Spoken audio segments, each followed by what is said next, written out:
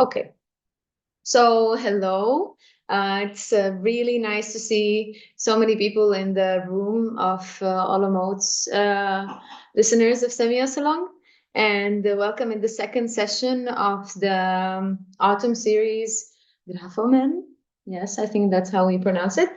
And today we will have two speakers, Alin Olteanu and Conor O'Neill. So we will begin with Alin and then move to Conor. And this season, as you know, or might have heard, is about semiotics of writing. And yes, so we will begin. Each speaker will have 1 hour of time.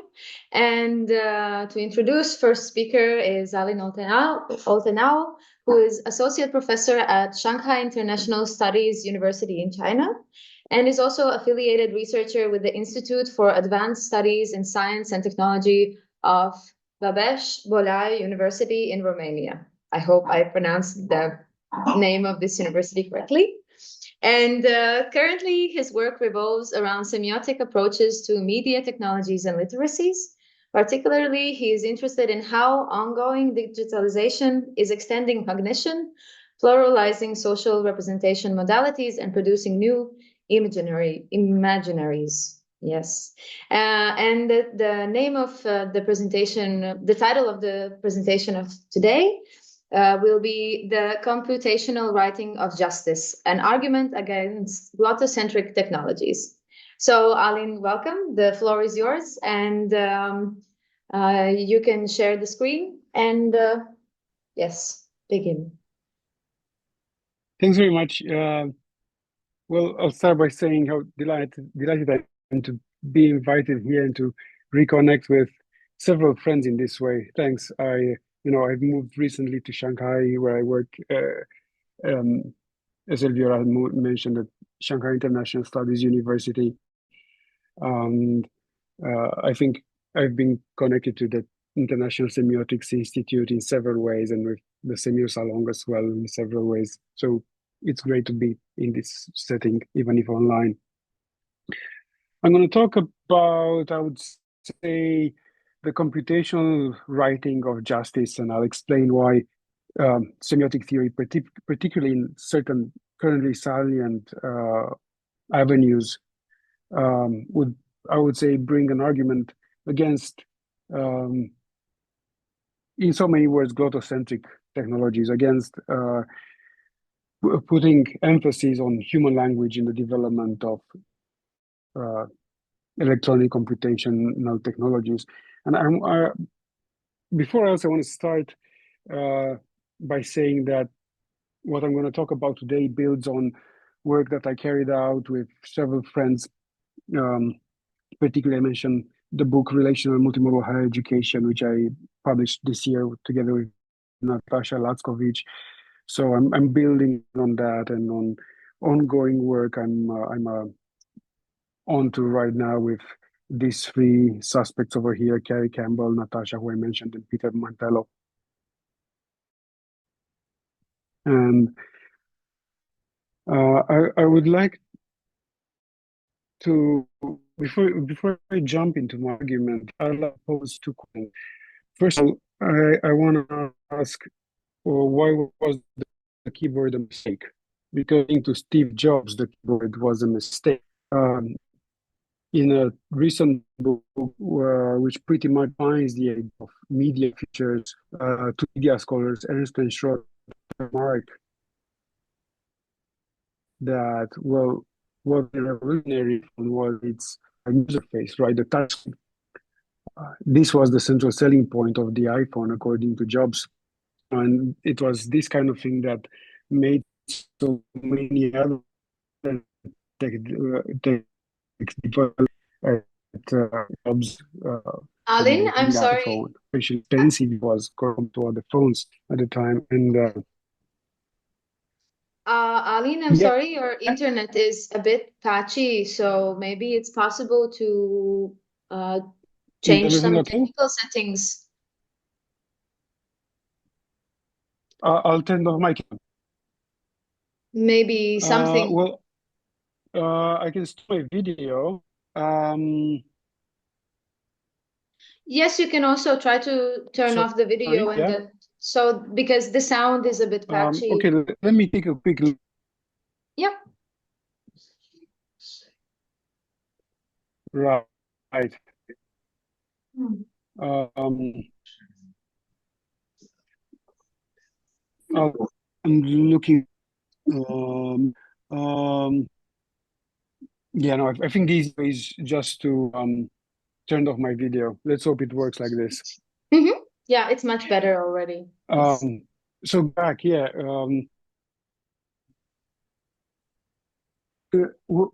When Jobs announced the iPhone in 2007, can you still hear me?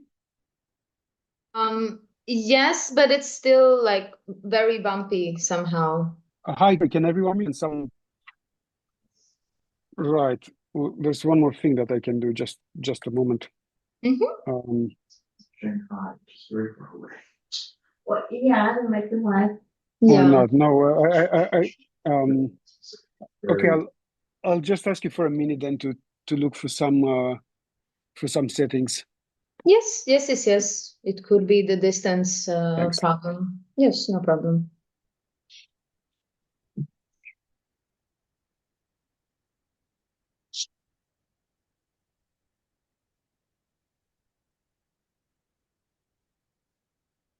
Yeah, there's not much else I can do. I guess we'll just have to go on like this and hope for the best.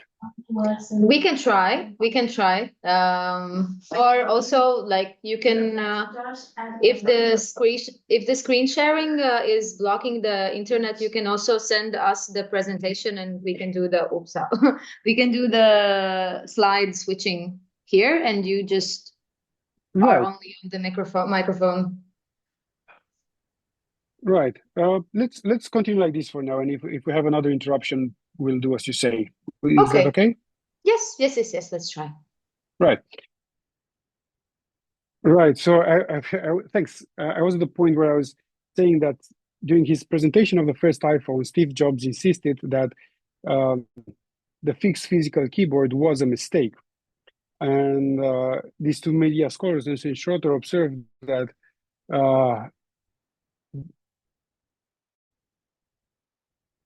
the idea of the touch somehow anticipated in the movie Minority 2002, but not so to say, because the main character over there with the apples, so they could only imagine it so far. In brief, um, uh, just 5 years later, Apple went further and came up with touchscreens for which we don't need any other kind of devices to interact with. And I find it a very interesting thing that Jobs mentioned that the keyboard was a mistake. Not that it was a step from which we learned, but it was a mistake. And I'll leave that there, and I'm going to try to reflect on why exactly was the keyboard a mistake. And the second question I would like to pose is, well, it stems from this observation that Antoinette Roy makes in a recent book on philosophy of law and philosophy of technology. She says, I quote, that in the context of data mining and profiling, patterns and profiles are not merely confession. They make linguistic modalities of evidence appear obsolete compared with the operationality, immediacy, and objectivity of data behaviorism. So there's some question of evidence posed here, right? New computational technologies are making linguistic modalities obsolete in their capability of providing evidence. Now, my question is, where is the problem therein? So as to know for what kind of solution are we looking? That is the problem with linguistic modalities? Is it with these new technologies that generate data behaviorism, or are we looking at an old empirical question or analytical question about evidence? And with these two questions in mind, I'll jump into my argument, and I'll say that, well, it's quite undisputed that writing, whatever it may be, is technological, and so is literacy, therefore. I'll say if my internet connection is shaky, please let me know. So if writing is a technological matter, whatever exactly it may be, digitalization, that is a change of technologies, changes writing. Scholarship in media history and science and technology studies observes clearly, admits a computer revolution of print culture. The idea that print culture and literary writing, for instance, are changed because of the digital revolution. And particularly, as we noticed in Rouvroy's statement a bit earlier, a digital turn in the rule of law is also observed. And particularly here, Jean Lassague brings a very pointy and eloquent argument that legal AI, and I'll come to that in a moment, legal AI renders everyone illiterate, right? None of us are keeping up the pace with writing because of legal AI.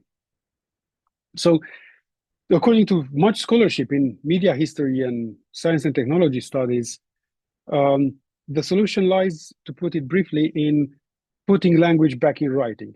More language. Language is, what marks us as humans. Language is how we experience things. Bring language back into technology, so bring language back into writing, and it's gonna get better. Simplifying here the argument, right? And this is a glottocentric, that is language-centric perspective. Glottocentrism, I would define it as the assumption, spread in the humanities, and typical of humanism, right?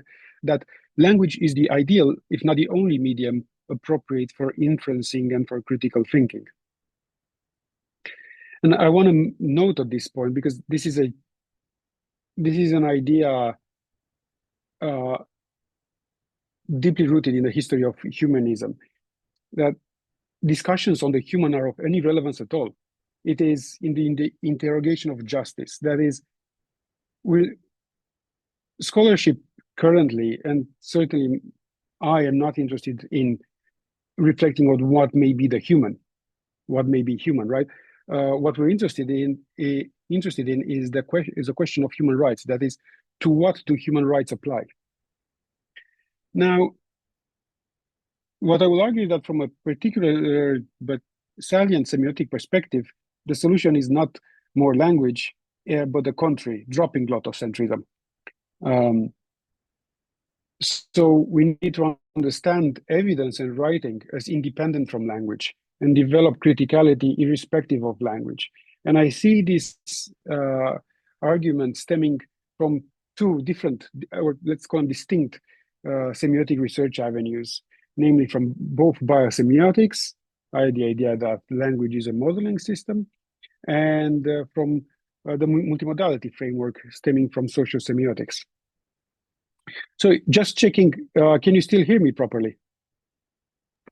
Yes, now I don't know what's going on over there. Now your connection is very nice, yes. Right. Thanks, I'll move on then. And from the perspective from the language, well, it implies that language is also technical. And this an AG hypothesis has been by others from the perspective. Daniel Dorr defines language as a technical arguments into which I shall not go now. And well, if language is a technology among many, not all technologies could and should replicate the affordances of language or extrapolate from human language. Technologies in general, whatever they may be, stem and are experience. Technologies are interactions with neurocompatible artifacts, using a term from a recent term from Alafuris's material engagement theory. So if technologies are experience or are something experienced, if technologies are how we do stuff, legal technologies need to be embedded in the social experience, or that is the negotiation of science, of justice. Sorry, I meant to say the negotiation of the social negotiation of justice.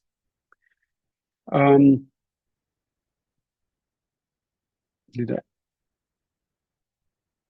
Right. And Susan Petrilli, coming from a biosemiotic line of thought, observes a crisis of writing indeed, consisting in the fact that if we think of writing as strictly linguistic, we confuse it with transcription, with mere transcription, devoid of interpretation, of hermeneutic possibilities. And now, Petrilli remarks, important, now we live in the civilization of writing. We've gotten put to our use. And she points out that the crisis of writing that she's noticing is not what many would bemoan as the loss of literacy. You know, the fact that the current technological revolution is rendering so many people incapable of writing like back in the good old day, you know, grammatically proper and so on. The point that she's making is an advocacy of pluralism. She claims that the contemporary world calls for a commitment to spread and develop today's writing systems, safeguarding them from dominion by whoever has control over the communication system. So, you know, the pluralization of writing technologies is a good thing, she's observing. This is the real problem, she continues, from the point of view of education in writing, not the opposition between writing and imaging communication systems, which is a false opposition, but the objective contradiction between the ongoing development of writing systems, languages, of the free play of amusement, citing Peirce here, and increasing control over the communication system generally, which also means to concentrate control in the hands of a few. And I find that from a different angle, Günter Kress, in explaining his idea of multimodality, notices the same. And the multimodality framework has been particularly keen at criticizing the notion of grammar, right? And precisely the problem with grammar is that grammar is about rules, convention, certainty, hegemony, as Petrilli put it. And Kress, so this is exactly what Kress would observe, that when business leaders, politicians, media pundits bemoan that the young leave school and are unemployable because they cannot write a proper sentence, so to say, they look back and seem to discern that in their day, the teaching of grammar had produced just such ideal conditions. So we see here the confusion of inferencing and critical thinking with the transcription of language into a system that does nothing but reflect what language may be. So adherence to linguistic convention, that is grammar, is equated with social stability, which is an illusion, of course, or a power grab. So what is writing then in my conception? Well, writing is something readable, right? And as such, writing, I would define it as forms of social cultural representation, which, being readable by a population, constitute a literacy. And by literacy, we mean something that renders individuals capable of engaging with social and political issues, or what since Enlightenment has been termed citizenship. So writing and literacy loop together. They define and change each other. And writing must not be confused with pen and paper or with printing press representations of speech, such as the alphabet, or concepts of ideogram, or the representation of concepts such as in ideograms, right? And this this is I think what both Kress and Petrilli were onto. This is dislocating this confusion was diffusing this confusion is the underpinning principle of the notion of multimodality in social semiotics.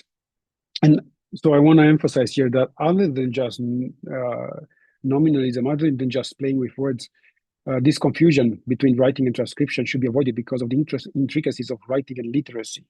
So we don't want to cede literacy to the monopoly of one modality or one technology, which means to the monopoly of one ideology. Right. I want to note here something that Gittelman observes from a media history perspective, that the printing press itself has not only been used for reading and writing language, but for establishing economic infrastructures, that is, for producing certain jobs and certain protocols. And now I want to observe that there is a mutual implications between the emergence of new technologies and the production of new mediators, types of anticipations, right, about technological development and social expectations and so on. Kreitz noted that transitions cultivated by media change are not unique to the digital age. Media history from the Middle Ages to the present contains countless examples of experimentation with cultural forms that new technologies have inspired and enabled, of the remediation places or converges new, and ultimately of the reordering of media that persists as those convergences lead to new practices and representational regimes.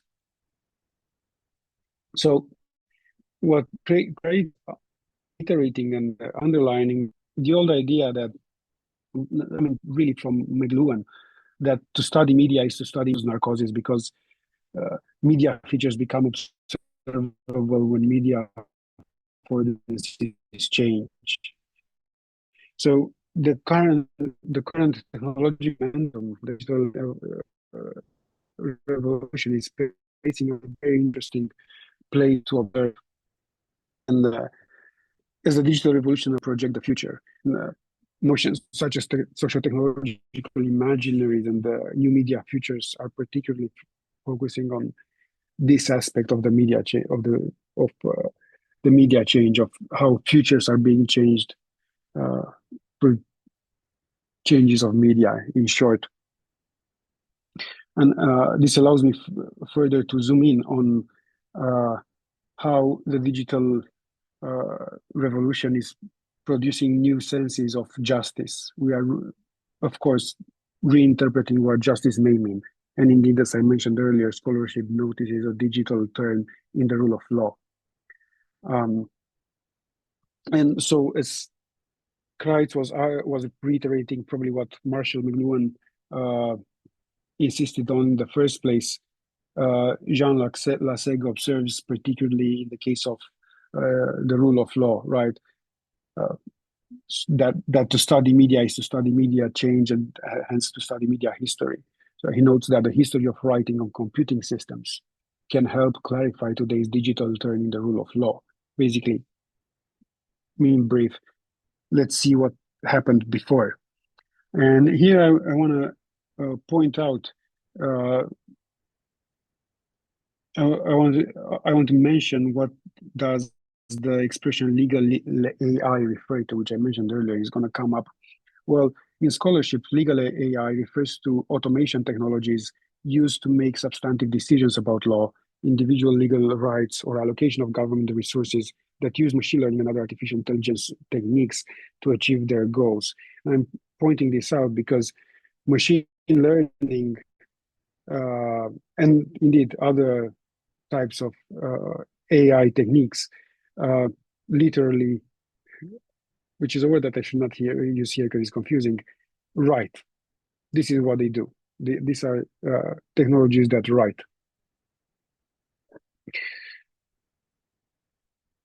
And of course, like every change, digitalization brings some legal challenges. And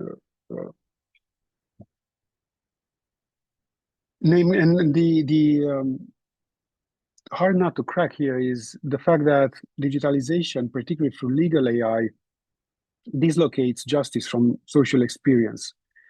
And there's a problem there. This problem has two sides to it. Well, on the one hand, the stuff we need to and can deal with. We need to develop new forms of literacies, right? We need to learn to use new technologies. And Laseg argues for this on the one hand. But then, like all AI, legal AI is black box. We don't understand what machine learning does. We don't know how powerful computational machines learn. And which media features are they referring to? Which media features are they construing in doing so? Because they are moving the writing of the law from a spatial and linguistic order to a coded order that is alien, really, to human experience, to human social experience. So Laseg observes a transfer of legality from a spatial and linguistic order to a non-spatial, non-linguistic one based on lines of written code nobody has full access to. So what we're seeing here is the separation of legal agent and patient. The legislator is not among the subjects of the law. This is the problem that Laseg is pointing to here. Besides the fact that we don't understand what machine learning does for legislating and for applying the law, the important point is the legislator is not subject to the law anymore. And this is entirely new in history. So he insists, as far as software use is concerned, writing does not entirely depend on human intervention, a deep change, the consequences of which are still waiting to be fathomed. We don't know what, eventually computing machines will think is just for us, simplifying. And from here comes the temptation to bring back language to writing, right? Bring back human language. Supposedly, this will keep legislating within the realms of human experience, because we experience stuff through language and all that. But then I insist, and here's my point, the solution is less language and more modalities of social experience, more multimodality, right? Now, the fact that justice is slipping from our fingers because of new digital technologies is not a controversial claim. We don't even need to go as far as AI. For instance, Dana Boyd has noted how what happens to the notion of justice when social media, example of an applicant to an Ivy League university in the US, coming from South Central LA, who wrote apparently a brilliant essay and was about to be admitted. But then the reviewing panel looked up the applicant and found his social media profile that was rhetorically, semiotically not any different to that of any teenager in South Central LA. So it was full of symbolism and language, quite violent and so on. And this led them to consider not admitting more this student. And Boyd comments that that's a matter of context collapse, that among other things, this teenager likely had to behave like that online, certainly to survive in Central LA. And the university was really killing his chance at changing his life. Then, of course, digital technologies are designed by not information companies. So there is monetization. This makes, for instance, Noble in her celebrated book, Algorithms of Oppression, know that online racism is standard protocol. She notes that we must ask ourselves who the intended audience is for a variety of things we find the legitimacy of being in a film bubble. We do want them, yet they still find their way to us, right?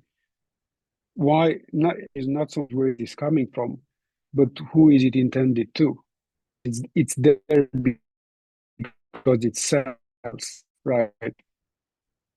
And then it's a very case in their book. Your post has been removed. That the form as well for monetization, social media platforms practice censorship. Now,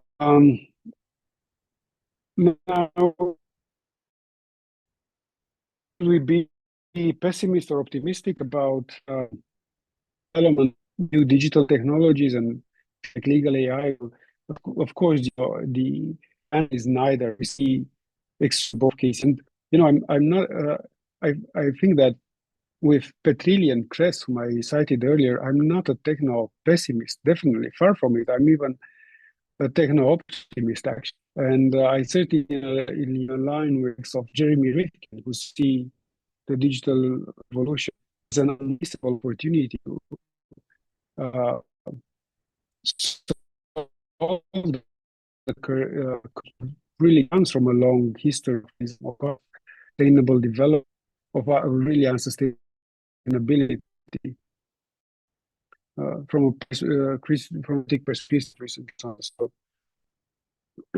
then we see it's so easy to come across really, I would say, naive optimism. And I'm looking here at some really prominent side incumbent upon AI communities to strengthen that it is now, they claim that it is now becoming incumbent upon AI communities to strengthen the social contract through ethical foresight and the multiplicity of intellectual perspectives. And when I hear multiplicity of intellectual perspectives, I'm all in. Yes, this is what my argument is about.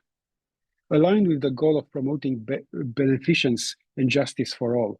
But how can we claim I had ethical foresight and isn't promoting the goal to promote justice for all? I mean, noble but naive. Of course, we should promote justice for all, but isn't this naive, exaggerated techno-optimism?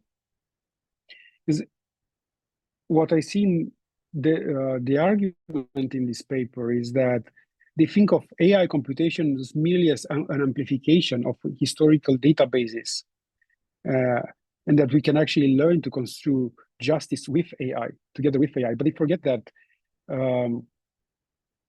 AI is actually black boxed. We don't know what's going on, or after a couple of if then else iterations. And they easily embrace a monolingual concept of language. They advocate for the replacing. Sure, they're Mohammed and colleagues argue for the decolonizing of AI, of technology in general. So they advocate, though nevertheless a bit naively, I would say, for the replacing of English from academic discourse. When I would rather think we should rather endorse linguistic heterogeneity, embrace international variants of English as well as other languages, because language is varied. But they think, they have a very they have a strictly monolingual concept of language, which also goes hand in hand with a dualist and relativist epistemological position, which I think comes to the fore when they pit universalism against realization and pluriversalism. I think this should not be a dichotomy. And I can't help it. I can't help but notice that two of the three authors of this very optimistic paper are with Google Maps. And I know this is not argument, but when a paper on how AI can really decolonialize technology generally and societies, I couldn't but notice their affiliation with DeepMind, which is an AI developer. So on the one hand, we have exaggerated optimism, but I think we should be really sober about this because academia is really not coming to terms with digital technology. Education actually is stuck in print literacy. Boyd, whom I mentioned earlier, notices that long before the internet, schooling was providing nothing else but print literacy, right? We never developed actually a proper critical literacy for broadcasting technologies. And the same from a media history perspective, Hales and Pressman pretty much observe the same thing. And so to that, I would call it exaggerated optimism in the power of AI to decolonialize and to sorry, one mistake here. I want to bring the point, the all too obvious point that, and you should forgive the truism here, that justice is semiotic in the sense that justice is something experienced and it is something interpreted and needs to be like that. And I want to point out to the arguments of two major scholars over here, whom I mentioned before.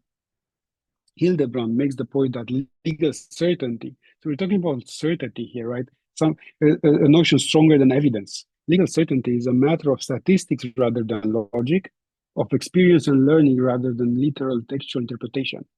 This implies that legal certainty, so if you are translating in Cressy's terms, justice is not about grammar, simplifying a bit. This implies that legal certainty is dynamic and requires hard work to be sustained. If this is done well, the uncertainty that grounds legal certainty is not a drawback, but rather an asset, right? She's saying it's good that we have to grapple with uncertainty. It makes sure that legal certainty does not trump justice and instrumentality to other aims of the law that are at odds with a rigid interpretation of legal text. The same, or even more potent, perhaps, Laseg explains that law is not limited to a set of written rules that can be mechanically applied, even in the simplest case of decidable structures. This is perhaps one of the main points on which I develop my argument, namely that law is a process which opens up a future that remains to be written collectively. So, and now I want to look at notions of technology that lead to thinking about the future in various ways. And I find here a very important argument in the transcription Fuller. Deci, trebuie să calculăm limitele, nu știu de unde a venit asta. With whom hey, someone is shouting. Please, apologies. Someone needs to turn off their mics. Thank you. Sorry. So Steve Fuller, from whom I take great inspiration, but I do not agree entirely, and I'll explain why. Points out that it's very common in the humanities and social sciences broadly to agree on a very robust concept of human nature, namely on the fact that whatever the human may be, that is, whatever human rights apply to, is a biological organism that can be evolutionarily traced back to the upright ape. This is an idea coming from Carolus Linnaeus, mid-18th century, at the time quite a revolutionary theory, right? This is quite a good time before Darwin. And Fuller would consider that we need to think of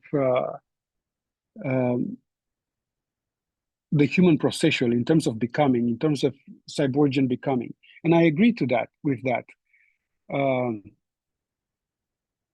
technologies extends mind. This is what technologies do, and as such, citing Peirce here, we do not need to block the way of inquiry, so to say, in thinking of the human. And now I'm going to note something that is not of interest for Fuller, namely that uprightness or bipedalism was necessary for phonetic articulation, right? The way we know it, language was only possible evolutionarily because of Linnaeus's upright ape, right? And hence, I would say that's why humanism so insisted in thinking of language as the anthropological marker, right? Something that semiotics refutes. And it is indeed the kind of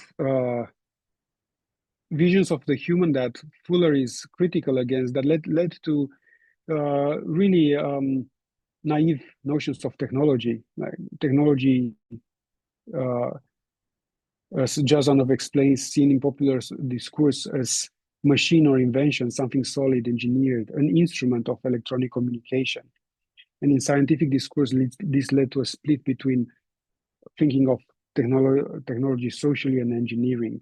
Despite some 30 years ago, science and technology studies starting off by criticizing this dualism, the idea that social technology may and must be seen as a heterogeneous and seamless web, and so to discern patterns and regularities in the social-technical without falling back on all distinctions between social-technical and the cultural. And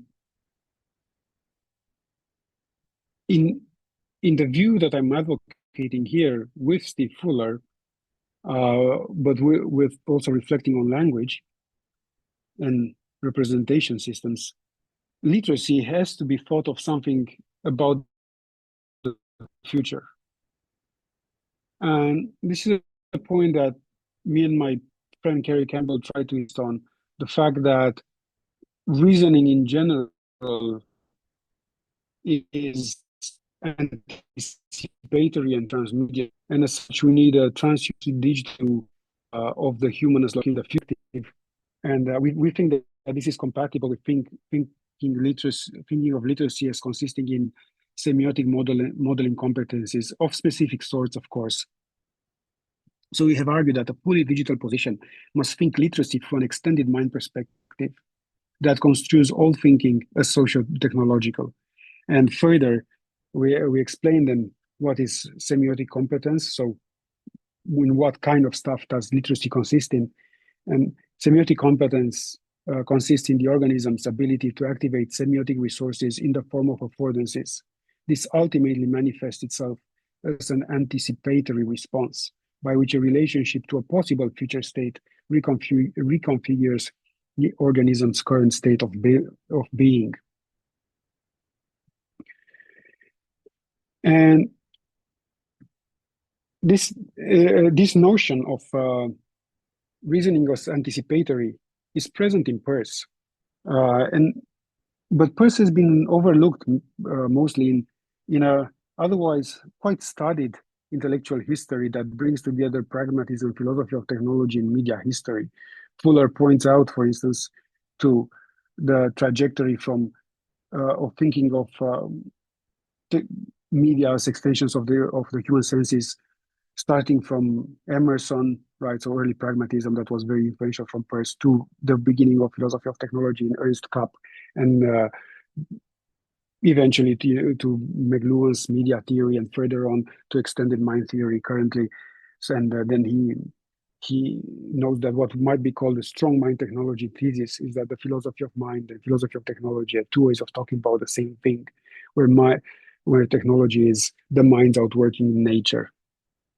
And it's in this regard that Fuller actually is the only scholar to address the issue that points to the importance of Peirce. He points to the importance of Peirce for evolution theory. Basically, he points out that it was Peirce's concept of continuity that allowed for evolution theory to be what it is, namely to reduce differences of to not think natural evolution in terms of differences of kind, but in differences of degree. But I think that we don't need to involve in this the concept of nature, which is lofty and vague and Eurocentric. I think that we can, following Peirce, we can think of technology as the mind's outworking itself into its next state. Why so? Well, because mind, according to Peirce, is teleological but independent of consciousness. Claim that final causation, which is something much more basic than consciousness, is and should be the concern of psychology, or in a more current perspective, cognitive studies, cognitive sciences. And I would say there are two key concepts here in Peirce that allow for this kind of thinking.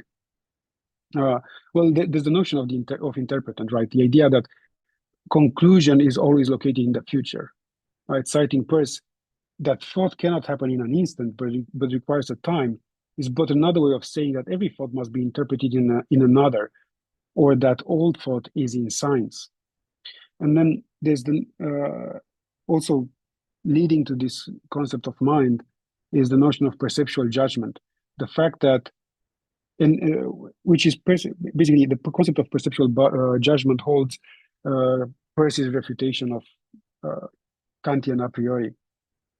Claims that in a perceptual judgment, the mind professes to tell the mind's future self what the character of the present percept is. The present percept is what we now call a direct perception. And it is the work of the imagination to produce semiotic resources, that is, technologies, from direct perceptions. So, for instance, if I know that right now, as I'm looking at my surroundings, I see my laptop on the sitting, as it were, on a table, supported by a table. The percept is confused. It gives me stuff about my surroundings, but no judgment. And the perceptual judgment that in propositional form, that the laptop is on the table, or that the table supports the laptop, is always located in the future. And this also allows to think of abduction as properly inferential. And we get to the point where I would say I like Peirce so much, because I would say Peirce was so punk. Peirce, I really like, for instance, this passage. I'll use this passage from Peirce to explain what I find so interesting here. So to begin with, I'll note that I think that Peirce, in writing what we're looking at now, really meant to be insulting. He really meant to insult. And I find that cool in a way. So he says that one of the old Scotch psychologists, whether it was Douglas Stewart or Reid, or which other matters not. So he's insulting here. He does the kind of thing that Donald Trump would do. Like, I'm not going to say that she's a criminal, but she's a criminal. Like, he goes here like, I don't know who it was, maybe these guys, but whoever it was, it doesn't even matter, right? This is really, he's insulting. So one of these guys mentions, strikingly exhibiting the disparateness of different senses, that a certain man blind from birth asked of a person of normal vision whether the Carl Scarlet was not something like the blare of a trumpet. And, scholars are supposed to laugh at this, because how can that be? And then Peirce continues, but what he really illustrates much more strikingly is the dullness of apprehension of those who, like himself, had only the conventional education of 18th century and remained wholly uncultivated in comparing ideas that in their matter are very unlike. And here Peirce is going not just against this or that Scottish psychologist, but he's going against a long history of educational philosophy. I see that Ludmila raised a hand. Yes, Ludmila? Yes, it's time to just reminding about time. It's Yes. time. Reminding Like about time. Sorry, reminding I of wasn't the looking 45 at minutes. So yes, this is. Right. Perfect. I'll wrap it up then. So what Peirce is going against here is pretty much what much later Benedict Anderson called print capitalism, and the strong glottocentrism that print capitalism, that to preserve print capitalism was propagated through education.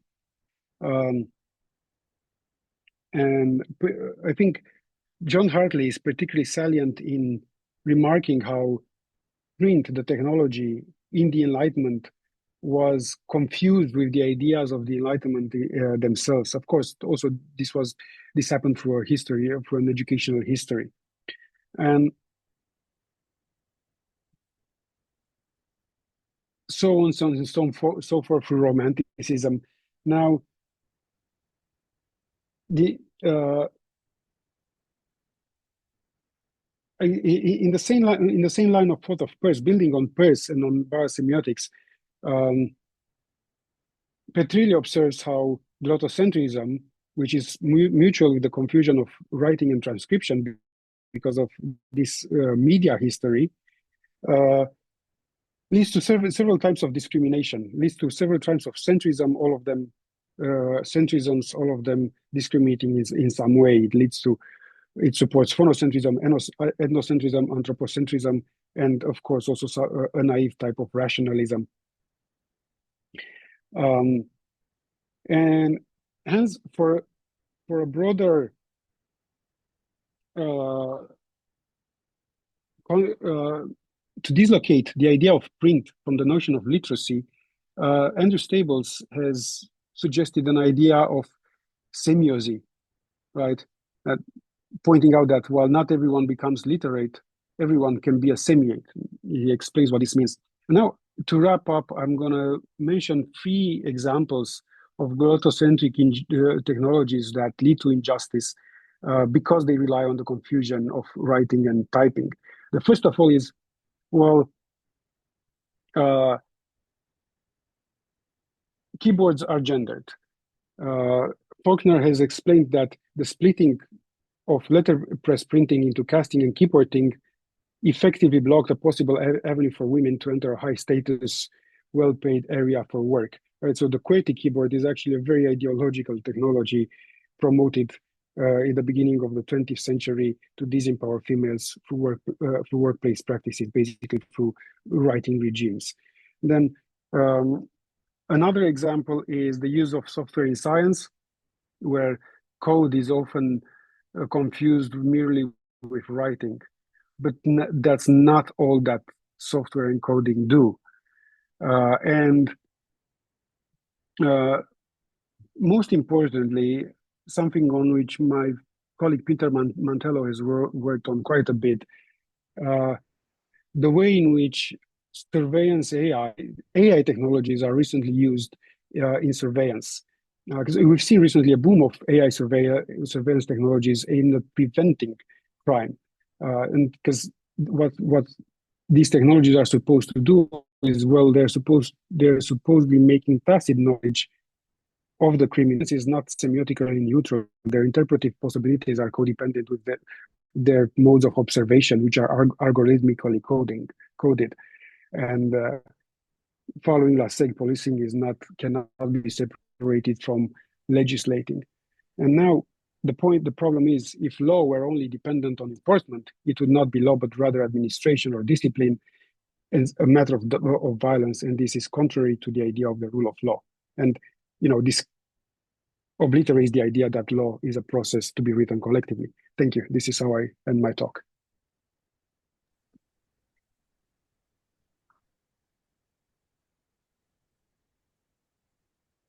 Are you there? Thank you so much for such a dynamic and interesting view on this topic. I will try to switch off the screen sharing. Right. So I don't know what is happening. So can you try to switch off the screen sharing, maybe? I don't know how to do it. Right. So, sorry. Yes. Yes, I'll do that. So now we come back to the questions. So I already see, unfortunately, I didn't. Okay, let's try like this at the moment. So I didn't see which was the first question, but maybe Paulina can. Okay, sorry. Ludmila is mentioning Georgi was first, so would you like to ask the question? Yes. Thank you. It was a wonderful paper,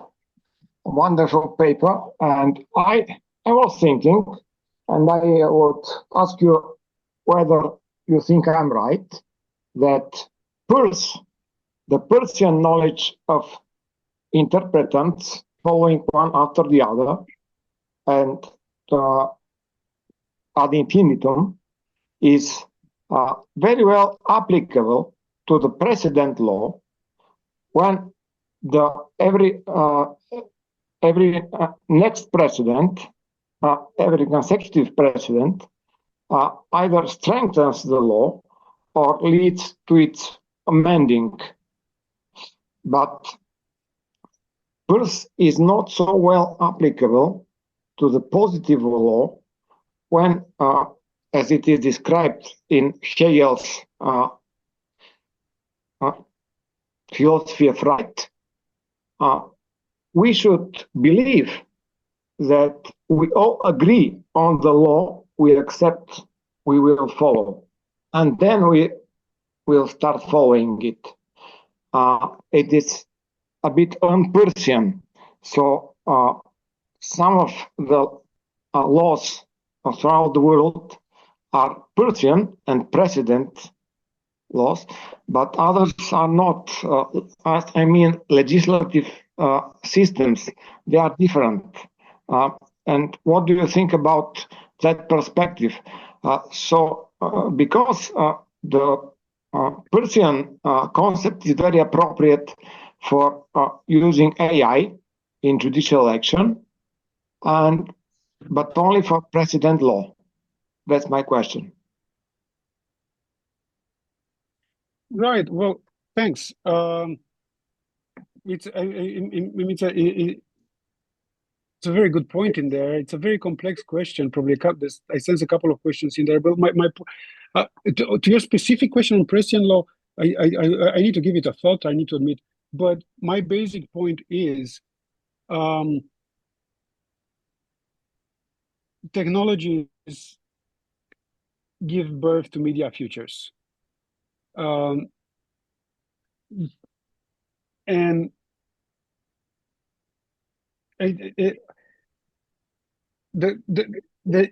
it's a how question at stake, right? For me, how do we do this, right? What do we enable technologies to do that may spiral out of our control? And yeah, I think that the way all the literature I considered on legal technologies, on legal AI, contends that we should not let it spiral out of our control because, and this was a point that you made, the notion of justice is something collectively interpreted and negotiated. Well, and I think Peirce is very friendly with this idea, right? That's the idea of inquiry in Peirce. The way he puts it, do not block the way of inquiry, and the fact that inquiry is collective. So I think that Peirce is, if I'm to boil this down, Peirce's concept of mind enables a concept of technology that supports these arguments from current legal AI research by also bringing in the point that the effort is not one of bringing more language into computation. That's not where the answer lies. I hope I'm managing to answer to your question, at least in part. Yes, thank you. Thank you very much. Thank you. So, Pauline, maybe your question? Yeah, tell me if you can hear me because I just changed my setting. Okay, thanks. Yes, very good. So, hi, Alin. Nice to see you. Yeah, it's very By the way, nice. sorry, Yeah. Sorry, I interrupted you to say, if the organizers may want, they can now enable me to start my video again, since I'm not sharing slides. We can see if it works. Yes, let's see. Mhm. La, la, la, la. Okay. Should be super easy. Yes. Mhm. Yep. Fantastic. There we go. Let's see if it works. Yeah, it's nice to see you actually. Yeah, I was Good to see you. thinking about all the opinion on Petrilli and the work of Petrilli were quoted, because she has a very interesting point of view. The work of Petrilli that you are quoted, and she has a very interesting point of view because she's looking at all situation from the point of view of ethics first. And I think that when she's talking about all the different kind of graphy that today exist, the linguistic that today exist, there is one aspect, and I didn't hear the word in your presentation, so I think it will be, it's the point of disability. Meaning having a keyboard was, for example, the only way I could ever wrote a PhD thesis. I'm not able to write correctly by hand. And if the keyboard was not existing, if it was not accepted as a normal way of writing, I wouldn't be a doctor. And I think that every time there is a kind of fear of technology, same with the AI, same with automatic cars, same with Grammarly and all the assisted writing script, there is always this question of, yes, it's a tool that is doing something that we are normally able to do, but is everyone able to do so? And as much as it needs to be controlled and not slip out of our hands, there is also this question that who are the people who actually need this technology to enter a normal social life or an academic life, or to drive because they were not allowed to drive before, or to simply communicate with other. There were a lot of people that were on the autism spectrum that are non-verbal, but they are perfectly able to write on a computer, and they are having a social life like never it was happened before. So I think also there is this question, as you said, of glottocentrism and so on, but there is also, I think, the ableism issue in all the technology that is stepping up our usual abilities. Right. Thanks. Thanks very much, Pauline. There's a lot to say in that. I'll start by noting that purposefully, I mean, yeah, definitely, my argument links, or I hope should link, with Petrilli's semiotic theory broadly.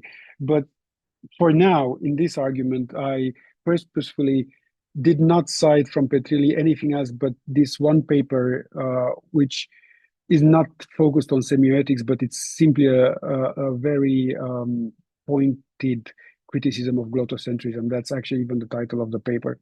But of course, you are right, and the notion of ableism is really important here. I really hope I didn't sound. I didn't come across as techno-pessimist, because that's not the case. I think both in Petrilli and in everything that's been written on multimodality and social semiotics, the perspective is rather techno-optimist. They don't discuss technology much as such. They discuss media, they discuss meaning. They don't, there's not scholarship on technology, right? That's another matter. But they're certainly not techno-optimists, pessimists. On the contrary, right? Like if Petrilli, Tress, and Peirce walk into a bar,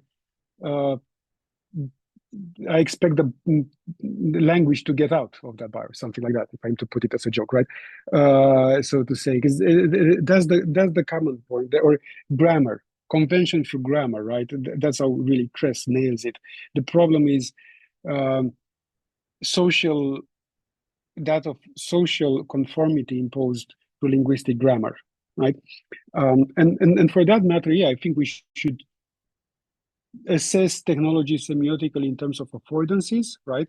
And a technology certainly opens up certain possibilities by restricting, limiting others. because what technologies do is modeling, and right, that's what a model is. It emphasizes certain possibilities at the cost of others. There was another point in there. I lost my track.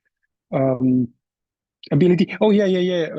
The fact that you're a doctor because of the keyboard. Yeah, you are a doctor because of the keyboard. And you know what? I like keyboards too. The point is that there is a history of male chauvinism in the keyboard. That the keyboard itself probably doesn't embody it anymore, but many other technologies were scaffolded in that kind of way. I didn't because I insisted too long on some theoretical matters. Sorry, I didn't go into the details of that episode in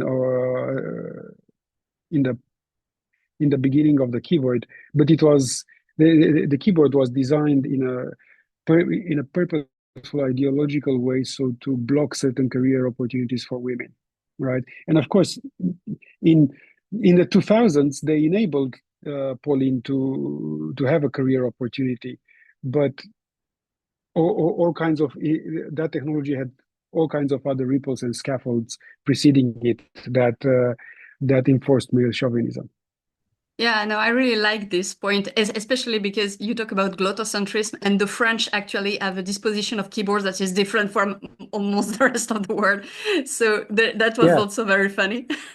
But yeah, indeed, it's just that sometimes I'm a bit afraid that when we are pinpointing an issue, it can become a repulsive for the entire things. And yeah, it was just really because I appreciate the nuances in that you were able to put. That was all. Thank you. Definitely very, very saliently put indeed. Okay, fantastic. And we will have a fast, short question from Ludmila. Yes, Hi, as the last question. That's the last. Hey. Hi, good to see you. Ludmila.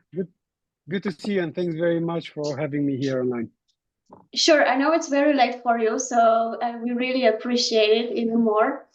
And my question will be very quick because I imagine you will disconnect now and go to sleep.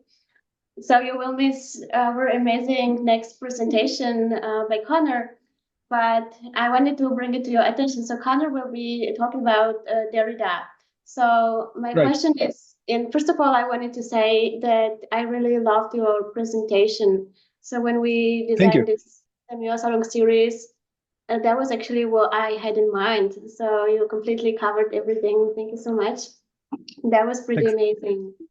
So my question is, in all those authors you cited, basically wrote on the topic, but what about Derrida? Don't you think this all leads back to Jacques Derrida and his of grammatology? And I'm asking this because I know you might disagree, but then maybe later tomorrow when we will upload to YouTube, you should watch the second presentation of the day. Thank you. Right. Thanks. Well, I'll just say that in this moment, I had to make an effort to stay awake, so I'm still awake. So I'll do my best to listen to the next talk till the end. I'll see if I manage. I can't promise, but in so many words, yeah. I really hope. I really want to see what the next talk does to me, because definitely anticipate well, right? I think of Derrida as the chief of glottocentrism, right? Like, his logocentrism, like he is glottocentrism, and I think there's so much to be said, but I was never convinced that he brings a really convincing criticism to the logocentrism of Western academia. I think he's doing kind of that in the of grammatology, but maybe it's too late for this kind of discussion for you, so I'm sorry. Sure. Sorry, I don't want to take the time. Yeah, long story short, I prefer first the punk rather than Derrida. Yeah, I know. That is cool. Okay, thank you so much, Alin, and we will be very happy to see you throughout the second presentation, but feel free to adjust in your time zone. Fantastic, lovely filters. So, okay.